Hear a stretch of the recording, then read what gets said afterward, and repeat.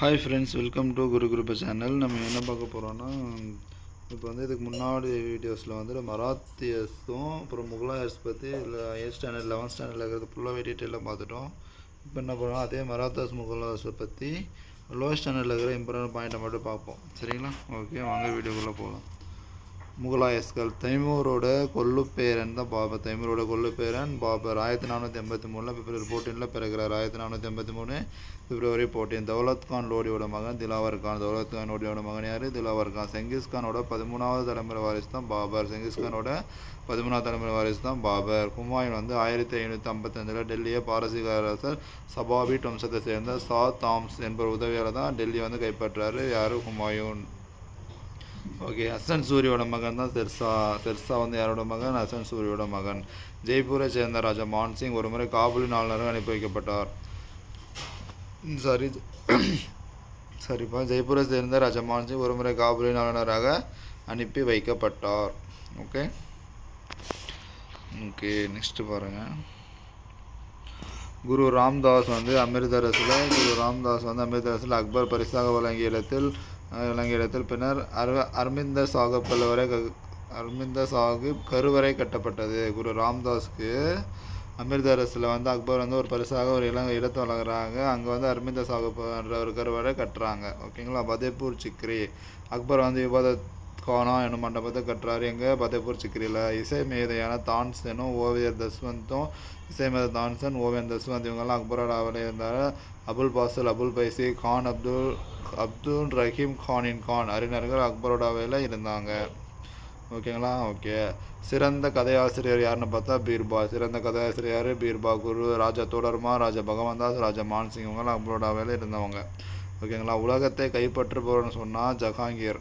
உலகத்தை கைப்பற்றியவன் சொன்னால் அவுரங்கசீப், ஆலம்கீர். ஞாபகம் வச்சுக்கோங்க. ஷாஜகான் உலகத்தோட அரசர். ஷாஜகானுக்கு 4 மகன்கள் இருப்பாங்க. யாருன்னா தாராஷிகோ, சுஜா, முரத், அவுரங்கசீப். யார்? தாராஷிகோ, சுஜா, முரத், அவுரங்கசீப். ஷாஜகான் தம் வாழ்நாள் இறுதி 8 வருஷம் ஒரு கைதியாக ஆக்ரா கோட்டையில் சபாஜ் அரண்மனையில் இருந்தார். யாரோட துணையோடனா அவரோட மகள் துணையோடு இருந்திருப்பாங்க. ஓகேங்களா? அவுரங்கசீப் சொன்னால ஏற்கனவே ஆலம்கீர் உலகை கைப்பற்றியவர். அவுரங்கசீப்போட மகன் இளவரசர் அக்பர். அவுரங்கசீப்போட மகன் யார்? இளவரசர் அக்பர். பேரரசு பல சுபாக்கள்ன்றது மாநிலங்களாக பிரித்தாங்க. அந்த ஒவ்வொரு சுபாவுக்கும் சுபேதார் என்னும் அதிகாரி கட்டுப்பாடு. ஒவ்வொரு சுபாவும் யாரோட கட்டுப்பாடு? சுபேதார். ஒவ்வொரு சுபாவும் பல சர்க்காக்கள்லாம் மாவட்டம். ஒவ்வொரு சுபாவும் பல சர்க்காக்கள் மாவட்டங்களாக பிரிக்கப்பட்டது. சர்க்காக்கள் பர்கானாங்களாக பிரிக்காங்க. சர்க்காக்கள் பர்கானான்னு என்னன்னா பல கிராமங்கள் சேர்ந்தது தான் பர்கானான்னு சொல்லுவாங்க. என்ன சேர்ந்தது? பல கிராமங்கள் இருக்குது பாருங்கள். பல கிராமங்கள் உள்ளடக்கிய பிரிவே பர்கானாவாகும்.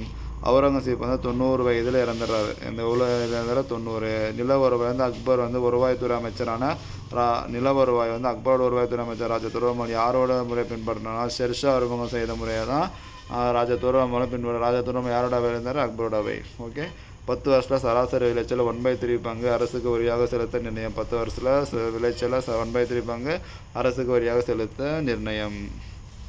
தங்களது ஊதியத்தை பணமாக பெறாத ஒவ்வொரு மன்சப்தாரும் ஜாகிர்தார் ஆவர். தங்களோட ஊதியத்தை பணமாக பெறாத ஒவ்வொரு மன்சப்தாரும் ஜாகிர்தார். மாவட்ட அளவிலான வரி வசூல் அதிகாரி பேர் என்ன? அமீல் குஜார். மாவட்ட அளவிலான வரி வசூல் அதிகாரிக்கு என்ன பேர்? அமீல் குஜார். வரிவிலக்கு அளிக்கப்பட்ட நிலங்கள் சுயயூர்கள் எனப்பட்டது. வரிவிலக்கு அளிக்கப்பட்ட நிலங்களுக்கு பேர் சுயயூர்கள். அக்பரோட தீன் ஹிலாகி. ஜஹாங்கீரும் ஷாஜகானும் பின்பற்றாங்க. அக்பரோட தீன் ஹிலாகியை ஜஹாங்கீரும் ஷாஜகானும் பின்பற்றுறாங்க. அக்பரோட தீன் ஹிலாகி ஜஹாங்கீரும் ஷாஜகானும் பின்பற்றுறாங்க. பாரசீக கட்டிடக்கலை இந்தியாவில் அறிமுகம் பண்ணவங்க. பாரசீக கட்டிடக்கலை இந்தியா அறிமுகம் பண்ணவர் யார்? பாபர். ஹுமாயூனோட டெல்லி அரண்மனை தீன் கி பானா. பின்னாலே ஷெர்ஷாவால் இடிக்கப்பட்டது. ஹுமாயூனோட டெல்லி அரண்மனைக்கு பேர் தீன் கி பானா. பின்னாலே ஷெர்ஷாவால் இடிக்கப்பட்டது. இதெல்லாம் அக்பரால் கட்டப்பட்ட சில கல்லறைகள் பாருங்கள். திவான் கி காஸ், திவான் கி ஹாம், பஞ்ச்மஹால், ரங்க் மஹால், சலீம் சிஸ்டி கல்லறை, புலந்தர் வாசல் இதெல்லாமே அக்பரால் கட்டப்பட்டது. பேரரசர் அமர்வதற்காக விலை உயர்ந்த நவரத்தின கற்கள் பதிக்கப்பட்ட மயிலாசனம் யாரோட காலத்தில் இருந்துச்சுன்னா ஷாஜகானோட காலத்தில். அவுரங்கசீப்போட மகன் யார்? ஆஜம் ஷா. அவுரங்கசீப்போட மகன் இளவரசர் அக்பர்னு பார்த்தோம்னா இங்கே ஆஜம் ஷான்னு ஒருத்தர் அவர் என்ன பண்ணியிருப்பார்னா அவுரங்காபாத்தில் பிபிகா மக்பரான ஒரு கல்லறை மண்டலத்தை கட்டியிருப்பார். பிபிகா மக்பரான கல்லறை மண்டலத்தை கட்டணும் யாரான்னு கேட்டால் ஆஜம் ஷா. ஓகே. நெக்ஸ்ட்டு பாருங்கள், செங்கோட்டை லால் குயிலா என்ன அழைக்கப்படுது? செங்கோட்டை வந்து லால் குயிலா என்ன அழைக்கப்படுது? செங்கோட்டை கட்டியவர் ஷாஜகான் சிவப்பு நிற கற்களாக கட்டியிருப்பார். அக்பர் சன்னிட்ட 2 பெண்கள் வட இந்தியாவில் வந்து துர்கா தேவியும், தென்னிந்தியாவில் வந்து சாந்து பேபி. வட இந்தியாவில் துர்கா தேவி, தென்னிந்தியாவில் சாந்து பேபி. நெக்ஸ்ட் வந்து மராத்தியர்கள் மற்றும் பேஷ்வா. 16ஆம் நூற்றாண்டில் விஜய்பூர், அகமது நகர் சுல்தான்கள் மராத்தியர்கள் தங்கள் குதிரை பணியமர்த்தின. புரியுதுன்னு? 16th செஞ்சுரியில் விஜய்பூரும் அகமது நகர சுல்தான்கள் வந்து மராத்தியர்கள் வந்து அவங்களோட குதிரைப்படையில் பணியமர்த்தினாங்களாம். சரிங்களா? துக்காராம் ராம்தாஸ் சிவாஜியின் வாழ்வின் மீது கணிசமான செல்வாக்கு செலுத்தினாங்க. யார்? துக்காராமும் ராம்தாஸும். பக்தி இயக்க பெரியவர்கள் மராத்திய மொழியில் பாடல்களை இயற்றினார். பக்தி இயக்க பெரியவர்கள் மராத்திய மொழியில் பாடல்களை இயற்றினார். சிவாஜி தனது 18 வயசில் 1645 இராணுவ பணியில் முதலடி எடுத்து வைத்தார். சிவாஜி வந்து தனது 18 வயசில் 1645 இராணுவ பணியில் முதலடி எடுத்து வைத்தார். கைப்பற்றிய முதல் கோட்டை பூனேல கோண்டவன கோட்டை. யார்? சிவாஜி கைப்பற்றிய முதல் கோட்டை பூனேல கோண்டவன கோட்டை. மாவலி காலாட்படை வீரர்கள் தான் சிவாஜியோட படைக்கு உரிமையாக இருந்தாங்க. யார்? மாவலி காலாட்படை வீரர்கள். சரிங்களா? மராத்திய தலைவர் வந்து சந்திர ராமோர் என்பவரிடமிருந்து ஜாவலியை வந்து 1656 கைப்பற்றாரு. மராத்திய தலைவர் சந்திர ராமோர் என்பவரிடமிருந்து ஜாவலி எப்போ கைப்பற்றினார்? 1656 வந்து கைப்பற்றிருப்பார். 1659 விஜயபூர் தளபதி அப்சல் கானை வந்து கொண்டிருப்பார். 1659 விஜயபூரோட தளபதி அப்சல் கானை கொன்றார். அவுரங்கசீப்போட மாமனார் யாருன்னு பார்த்தா ஷைஸ்டா கான். அவுரங்கசீப்போட மாமனார் யார்? அவுரங்கசீப்போட மாமனார் ஷைஸ்டா கான். சத்ரபதினா என்னன்னா, சத்ரன்னா குடை பதினா தலைவன். சத்ரன்னா குடை பதினா தலைவன் தான் சத்ரபதி. ஏற்கனவே நம்ம பார்த்தோம். இது சத்ரபதின்றது எந்த கோட்டையில் எந்த இயர் வந்து பதிவேற்றினாங்க என்ற மாதிரி ஞாபகம் தான் கமெண்ட் பண்ணுங்க பார்ப்போம். சவுத்தில் மொத்த வருமானம் 1/4 பங்கு பாதுகாப்பு கட்டணமாக இருந்தது. சவுத்தில் மொத்த வருமானம் 1/4 பங்கு பாதுகாப்பு கட்டணம். தேஷ்முக்கு 10% 10 பங்குனாலும் ஓகே. 10 கிராமத்தை தேஷ்முக் என்பவர் கிராமத்தை நிர்வாகம் பண்ணது யார்? தேஷ்முக்.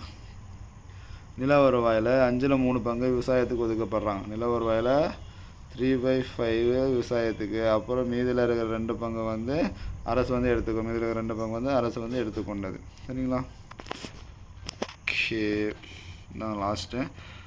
சிவாஜியோட பேரன் யார்? ஷாகு மகாராஜா. எப்படி சொல்கிறாங்கன்னா, சிவாஜியோட பையன் வந்து சாம்பாஜியோட பையன் தான் ஷாகு மகாராஜா தான் சிவாஜியோட பேரன். சரிங்களா? இவர் வந்து ஹரியானா ஏறதுக்கு ஒருத்தர் உதவி பண்ணியிருப்பார். அது யாருன்னு தெரிஞ்சால் கமெண்ட் பண்ணுங்கள். சரிங்களா? ஷாகு மகாராஜா ஹரியானா ஏறதுக்கு ஹெல்ப் பண்ணவர் யார்? அது ஒரு பேஷ்வா. யாருன்னு சொல்லுங்கள் பார்ப்போம். ஷாகு மகாராஜா இயர் வந்து பார்த்தீங்கன்னா 1708 to 1749. 1708 to 1749. ஷாகுனா என்னன்னா நேர்மையானவர் என்று பொருள். நேர்மையான சொன்னது யாருன்னா அவுரங்கசீப்பு. சரிங்களா? நெக்ஸ்ட் வந்து பேஷ்வாக்கள் 1913. பேஷ்வாக்களில் ஃபஸ்ட்டு வந்து பாலாஜி விஸ்வநாத். நான் சொல்லுறதுக்கு ஆன்சர் இது தான், பாலாஜி விஸ்வநாத். 1713 to 1720. அப்புறம் பாஜிராவ் 1720 to 1740. முக்கிய மராத்திய குடும்பங்கள் இருந்தது என்னென்னா, கெய்க்வாட் பரோட்டான்றது கையில் பிச்சா தான் வரும்ன்ற மாதிரி நான் வந்து பரோட்டா கையில் பரோட்டா. நாக்கு பான்ஸ்லேன்னா பானிபூரி இருக்கும்ல, அதில் பானி ஞாபகம் வச்சா பானி வந்து நாக்கில் நக்கி குடிப்போம் அந்த மாதிரி ஞாபகம் வச்சுக்குவாங்க. பான்ஸ்லே நாகப்பூர். ஹோல்கார் இந்தூர். இது அப்படியே ஈஸியாக ஞாபகம் வந்துடும். சிந்தியா வந்து குவாலியரில். பேஷ்வான்றது பூனே. சிந்தியானா குவாலியர், பேஷ்வானா பூனே. சரிங்களா? நெக்ஸ்ட்டு பாஜிராவ் பாருங்கள். 1740 1761 வரைக்கும் ஆட்சி பண்ணவர் தான் பாலாஜி பாஜிராவ். 1745 1751 இடைப்பட்ட காலத்தில் ஒவ்வொரு ஆண்டும் மராத்திய தளபதி ரகுஜி பான்ஸ்லேவோட தலைமையில் கொள்ளையடிப்பது நோக்கமாக கொண்ட படையெடுப்புகள் மேற்கொள்ளப்பட்டன. யாரோட தலைமையில்? ரகுஜி பான்ஸ்லேவோட தலைமையில். பேஷ்வாக்களோட வருவாய்த்துறை நிர்வாக காம விஸ்தார் எனும் முக்கிய அதிகாரியை கொண்டதான். பேஷ்வாக்களோட வருவாய்த்துறை நிர்வாகம் காம விஸ்தார் எனும் முக்கிய அதிகாரியை கொண்டது. வருவாய் வசூலிக்கான ஒப்பந்தங்கள் ஒரு வருஷத்துக்கு ஒரு முறை ஏலமிடப்பட்டது. வருவாய் வசூலுக்கான ஒப்பந்தங்கள் ஒரு வருஷத்துக்கு ஒரு மாட்டி ஏலமிடப்பட்டது.